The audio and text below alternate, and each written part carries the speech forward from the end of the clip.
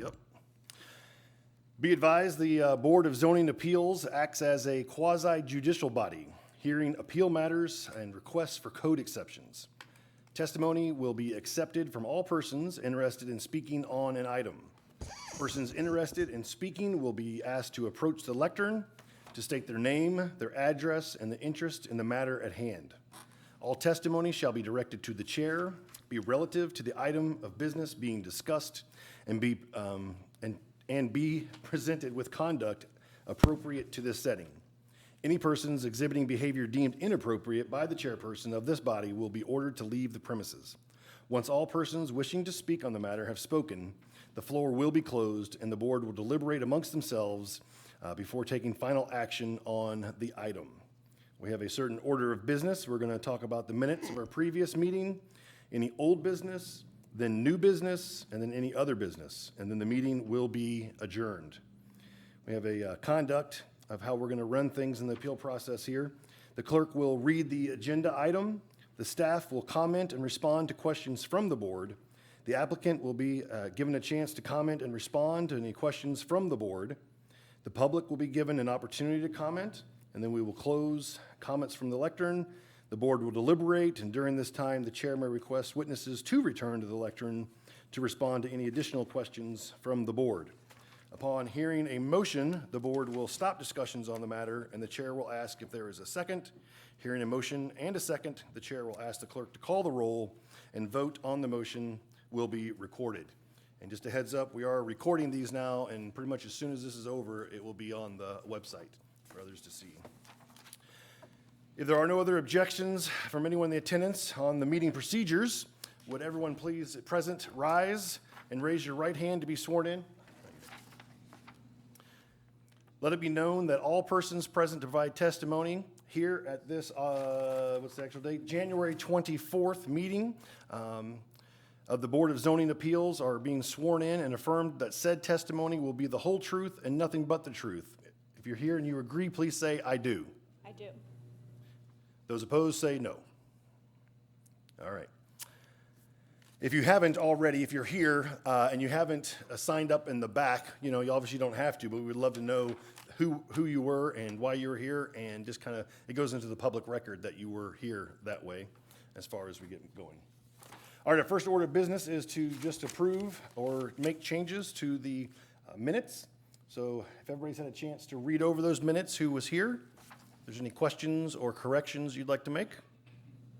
I move that we go ahead and accept the meeting minutes from the October 25th meeting. I'll second that. Okay, would you call the roll? David Fishbach, Aye. Shannon Brandon, Aye. Wayne Davey, Aye. Wade Davis, Aye. Nick Johnston. Great, well, that has passed. We'll move on to old business, which there is no old business. So we'll move right along to new business. If you'll read BZA 123. A resolution to consider a variance for driveway width for 3440 Ottawa Circle. And I can go right into the staff report here. We've seen many of these in the past, variances for driveway widths, especially in newer subdivisions like this one. Our average lot size in the whole city of Piqua is somewhere around 40 to 50 feet. These lots on Ottawa Circle and in the Point and the rest of the Indian Ridge subdivision sometimes are, in this case, as large as 80 feet. This the ask for the increase in driveway width is from the maximum 24 feet to 35 feet. The type of curb used at the subdivision does not really present the same kind of interruption in terms of slope to the sidewalk. The width is not really disproportionate to the lot size that's found out there, and for that reason, I recommend approval of the variance request.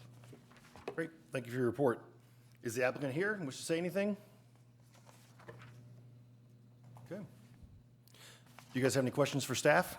I just have one question. Yes, ma'am. What is the setback from the edge of the proposed driveway to the property line? Edge of the proposed driveway to the side property lines. So the minimum is 3 feet. In this case, it's going to be farther than that because it's, if you look at the site plan, it's going to There's an 8-foot setback to the house, and it's staying 8 by with that 2. alignment. There it is. Okay, Yep. I kept looking at him like, wow, that's blurry. Yep. Okay, all right, thank you. Any other questions for staff? All right, we can talk about it amongst ourselves, I guess. Is there anybody from the public? I skipped the public.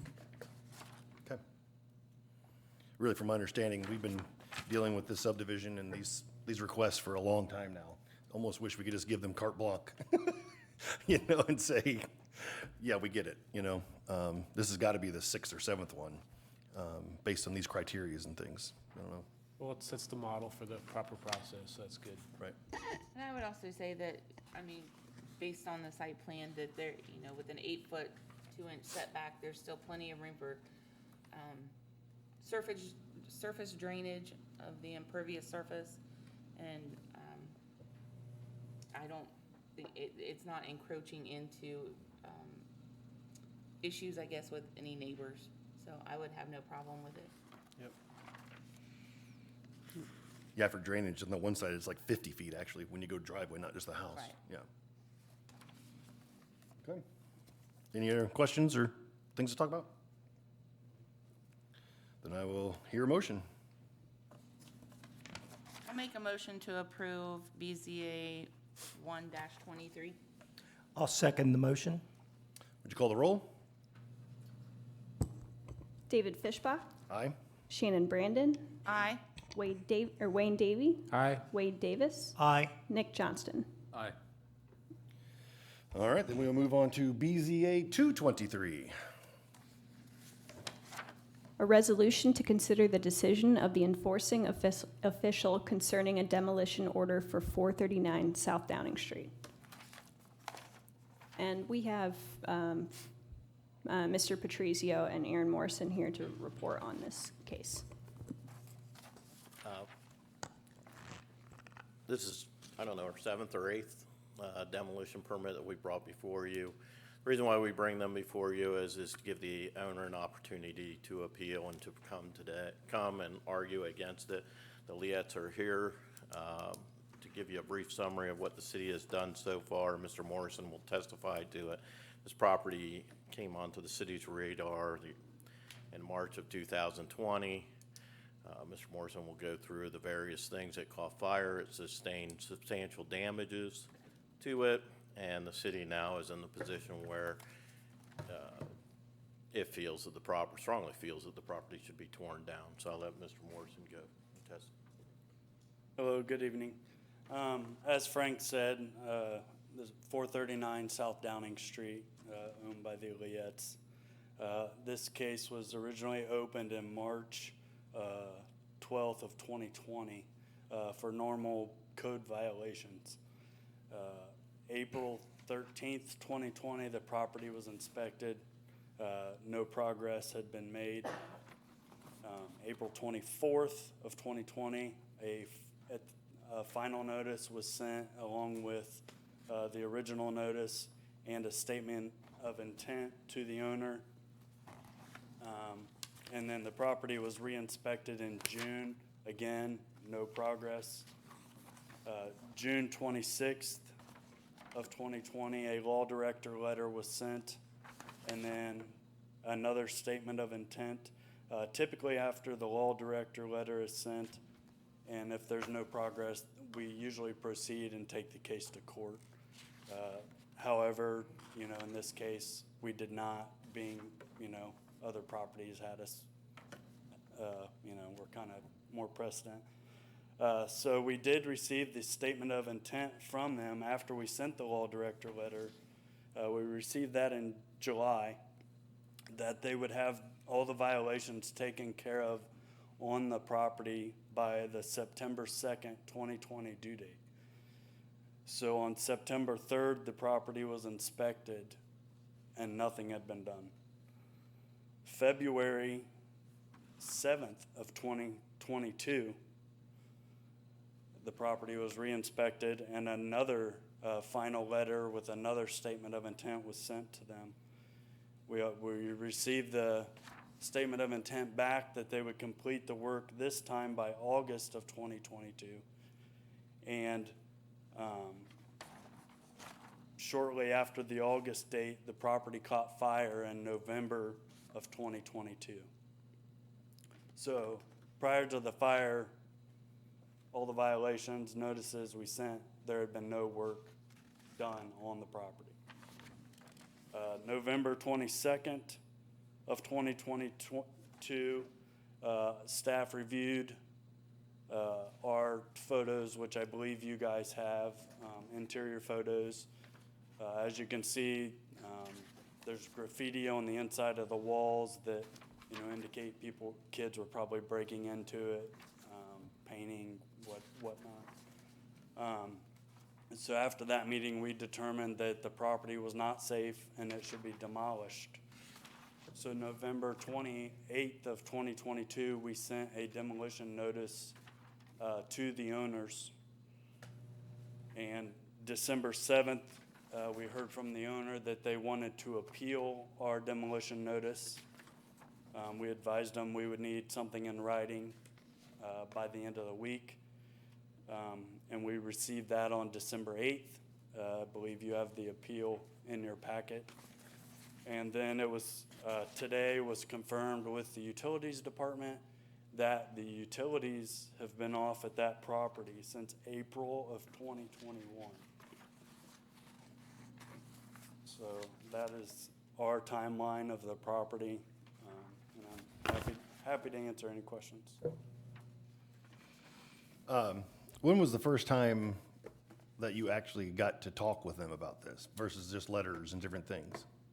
Typically, they respond and we communicate very often. So, they own quite a few properties, and I'm not sure how they rank them in priority, but, I have a good relationship with the owners. You've been talking, or in this one, early on, though. It wasn't like months and Yeah. months, and you were sending stuff and they weren't talking to you. and Right, things. right. How long had the building been condemned before the fire caught? The building was not condemned prior to the fire. Thank you. And as prescribed by the code, you followed all the notifications, certified letters? Yeah, I mean, in this case, we actually gave them extra time. Right. But following the code, you gave them, you notified them by the way that the Yes, code says that certified you letters have for to- the condemned Okay. paperwork and, yeah, everything. Okay. Prior to the fire, was the property in code violation? Yes, yeah. Yeah, and that original code violation notice was sent in March of 2020. Was there any damage to adjacent properties during the fire? No, not that I'm aware of. Okay, thank you. The action line thing that you gave us, I've not seen that before. That was helpful. The, I don't know yeah, what it's that's called. my eGov Link or notes something, yeah. that I have on every case, and, yeah, that's what we use in court as All well. right. So, And just for my own clarification, when you say no work had been done, is that no work had really been done or no work that you could tell had been done? Like you said, hey, go change that, and that didn't get changed, but no work, or you just. correct, yeah, like- if you would look at the original notice and compare, photos, Right. you know, Most of them seem the windows weren't- same, you know, right, but I guess if they were in agreement that no work had been done, kind of thing. So. All right. so, yeah, we're just asking you honor our decision and, continue forth with the demo, so. Any other questions for staff? All right. Thank you. All right, We might have some thanks. more questions at the end. Okay. All right. The applicants were here. Would you guys like to come up and say anything or be available for questions? State your name and your address. Good evening. I'm Dwayne Liat. I live at 10480 Locker Road, Sydney, Ohio. And I'm representing my father, Edwin Liat Realty. Basically, all we want to do is try to work with everybody on this project. But we hired a company. We want to find out what happened to it with the fire first, see exactly what did happen. And we hired Law Science Technologies. to handle that, and they should have the results back to us here within a few weeks. And then we can go from there and try to Say that again? Who is the company? What did you hire them to do? do a fire inspection as far as their forensic science. Oh, okay, all right. So, People. okay, to see what actually caused the fire? Yeah, we I want to got know you. what happened, and that's what we hired them to do. And we're just asking to table it for a short period of time until we can find out exactly what happened. When did you ask them to inspect? About a week, I'd say about a week ago. I think it was Tuesday last week. Okay. Is when I met with the guy.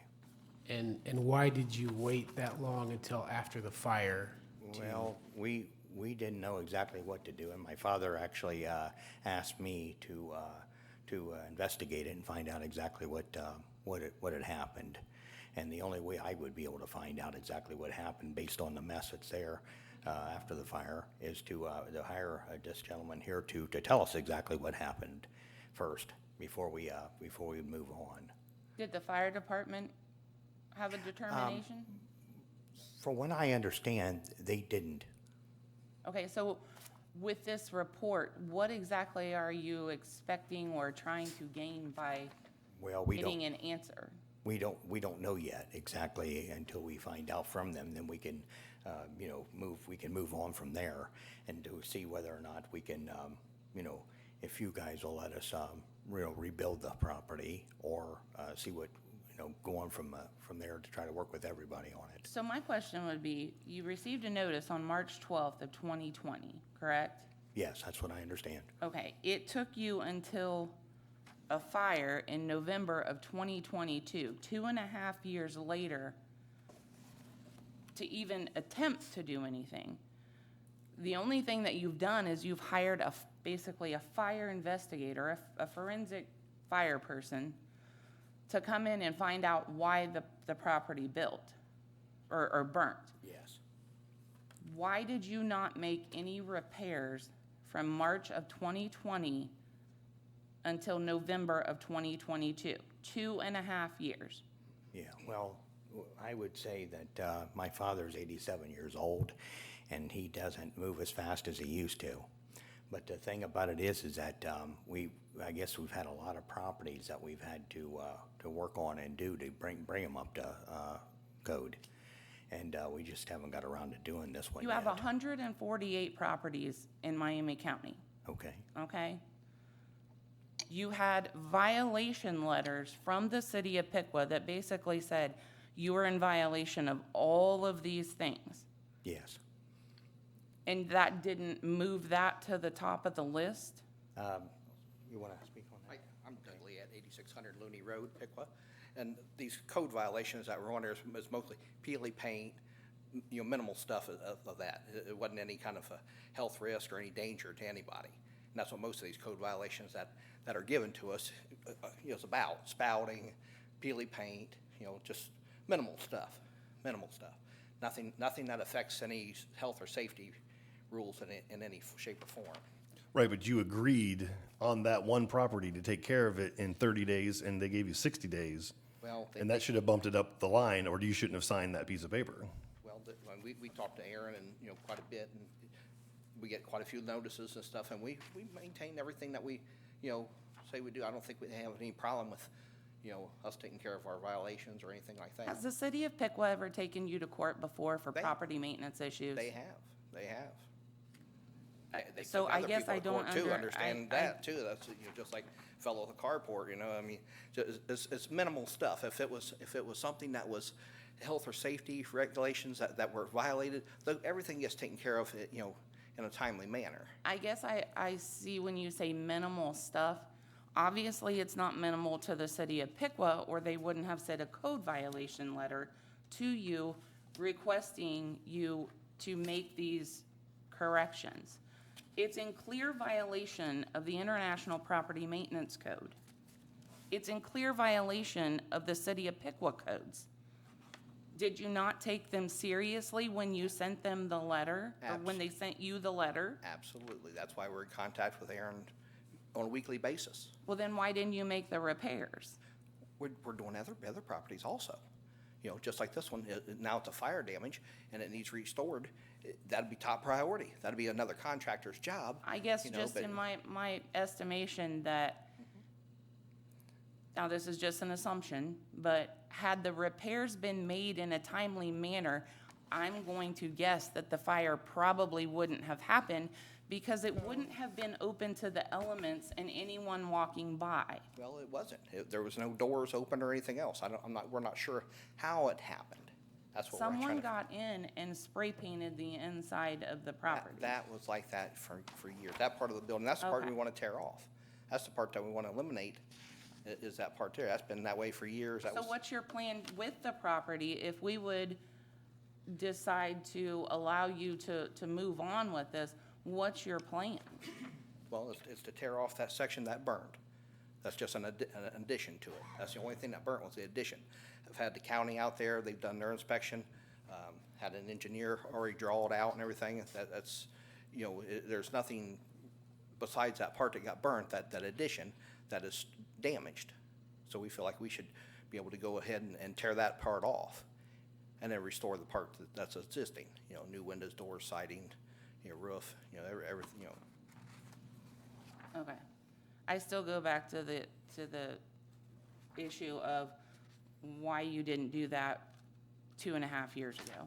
Well, the violations were peely paint and a few windows that had boards on them instead of metal, you know, just, it was minimal stuff as far as that goes. Wasn't any broken windows, wasn't any, you know, anything that was health or safety issues. I guess my definition of minimal issues and your definition of minimal issues might be a little different. Well, they send those papers to you and they got 50 arrows on there and they're pointing at vinyl siding, let's say, and they say it needs, you know, scraped and painted. Well, it don't need scraped and painted, it probably needs pressure washed. But, you know, they point out every little detail, you know, very accurate on things that need to be done. You know, if it needs spouting, they point out every inch of it, every side of it, you know, so it looks worse than what it is when you get those letters, you know, but, you know, we understand that, you know, they're pointing out the obvious things that they need to be updated. Okay. So how long ago was the fire?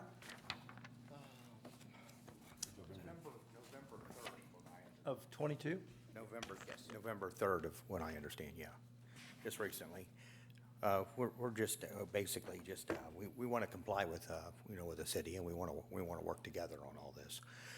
We'd like to table it in this meeting until we get a report back, and then we're ready to move on it on whatever way everyone sees fit.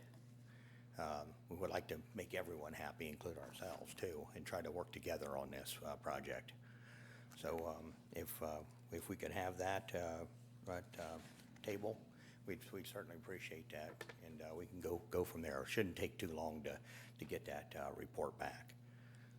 Oh, go ahead, sorry. Have you provided any preliminary plans to the city on what you may do after, regardless of what is determined by the inspector? We haven't made any commitments yet on anything yet, but we do have a plan on like The Doug architect's said. drawings, Yeah. we got And those it was already. an architected, well, you want to tell them? Yeah. Yeah, we've already had an architect draw everything out and everything to scale and everything ready to, you know, turn in for permits. So we're at that point. And we just wanted to go through this part here with you folks to, Have you provided that information to the city, your intent? we've told him what we're doing. The architect's even contacted Frank, I believe. Okay. And told him what, you know, that he was drawing it out and everything. The county engineer or the county inspector, he's talked to him also and told him what his, you know, thoughts were on that. Has these exchanges been verbal only, or how have you communicated with the Well, city? yeah, verbal, yeah, the county inspector, I believe, called him and spoke to him about it. I've got paperwork, I've got drawings and stuff. Okay. But you haven't provided any documentation yet, right? It's been Not- just verbal? Yeah, Okay. not at this point. Any other questions for them? All right, thank you. Thank you. Yeah, thank you. The fire department, it was informed and said it should be condemned as well. I think there's a date of maybe 11/7 or something. told him about the condemned property, the fire department. All right, so we can discuss it amongst ourselves here. Deliver any of the items. I mean, one of the main things, that I hope you understand is that what we do here is kind of a last line of defense for the public, right? But that being said, that means it's kind of like the one thing we do is, did these guys over here and lady in the city and stuff really hose you in any way or violate any codes themselves or not go through the whole due process? That's kind of like all that we have. Those first 2 years is when all those other things should have been in motion and process, and the time for leniency and, all those things is where that kind of happens. When it gets here to us, it's, right? And so that's kind of where we are having to deliberate on just that. And so that makes it hard to say, well, I mean, yes, we could table it, but to table it for, at this point, to table it for the fact that you want to have, why did they have the fire? Well, at this point in the procedures of how all this goes down, it doesn't matter why it happened. And to say there's another 2-3 months to go down the road, I mean, I could be wrong about that. But I think that's right. Like, that's not a question that we're here to answer, I guess. Right. Yeah. Sure. Yeah. Mr. Chair, I'd like to make a motion if I mean, is that's there, okay. I mean, you can make a motion anytime you want, I guess. I'd like to make a motion to uphold the decision of the code compliance coordinator based on the following finding of fact. 1, he followed the prescribed steps set forth in the International Property Maintenance Code and the City of Piqua Code. 2, no repairs have been made since the original notification of March 2020. And as of today, it's actually in worse shape than it was in March of 2020 when the original letters went out. I second the motion. Okay, well, since there's been a motion and a second, I guess call the roll. David Fishbach, Aye. Shannon Brandon, Aye. Wayne Davy, Aye. Wade Davis, Aye. Nick Johnston. Aye. All right. I guess that's, goes there. Is there any other business that we need to talk about tonight? The only thing that I have is February 14th, we are having a joint work session with the City and Planning Commission, and you all are invited as well to talk about Code Piqua, what's in the draft, how things are moving from the way things are now. We could take a deep dive in some of the more interesting issues that have come up since we've started this project. And yeah, and give you all some Q&A time with that project before we put it on the Planning Commission schedule. Now, that's the 14th. What time? Tuesday, it's a Tuesday at 6 p.m., so normal schedule So kind you're of wanting me to come on Valentine's Day to I come know, hear I about don't rules and know. regulations versus, I mean, I don't care about that as with much, you. but my wife might Bring her too, she'll like bring it. her Yeah. too. I tell you what. Do what?